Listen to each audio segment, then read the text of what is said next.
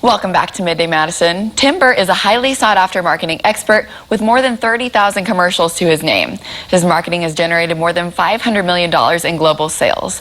He's joining us to chat about what retailers are doing this year to lure in customers for Black Friday and how you as a consumer can navigate these sales. Take a look. This year's Black Friday sales are going to be unlike any other year. And here to break down how stores are planning to lure in shoppers is Tim Burt, marketing expert. Tim, thanks for joining us.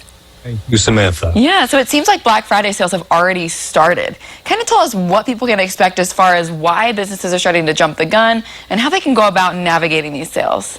Well, COVID has disrupted everything, as we all know.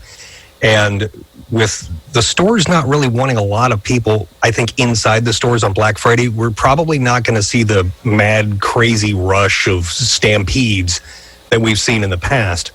And to counter that, stores have already begun offering Black Friday deals. In fact, some of them started even right at the end of, or the beginning of October. So Black Friday deals are out there. They can be had. You just have to look around and be picky about when when you find a great price on whatever it is you're looking for. So then what can people expect as far as price matching goes? Because you mentioned when you find a great price on something you're looking for, do you want to kind of look around at other stores to see if they'll match that price? Oh, absolutely. Price matching, I think this year you're going to see it more than you have ever before. In fact, Amazon has said that they're going to price match Best Buy on their prices, which, on the surface sounds good, but I think the advantage Best Buy has is you can actually go into a store and return something and not have to drop it in the mail, if you can get into a Best Buy.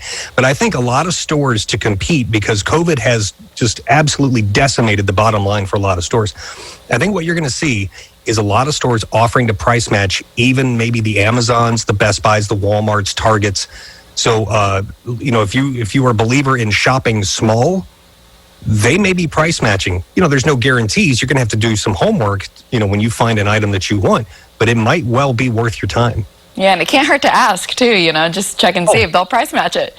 Absolutely. It doesn't hurt to ask. So then sales have already started, but what can people expect as far as flash sales? Why are retailers kind of going about this flash sale strategy to drop prices even further later on? Well, Americans love bargains. We all love getting that incredible deal that wasn't expected or announced. We kind of thrive off of that. Is why there's candy at the checkout line at the grocery store. It's an impulse buy. And when all of a sudden you're in a store, and I think stores are going to use this to lure people in. Hey, we're going to have a flash sale every 10 minutes on something that you may not be expecting. When the big box retailers announce this, they need to do everything that they can to attract people back into the stores because of COVID.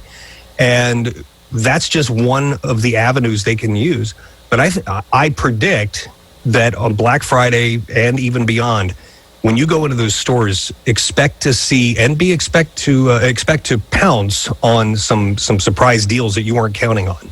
Absolutely. And then you mentioned going in store, there are going to be big sales there. What do you think as far as in store versus online? Where are the sales going to be this year?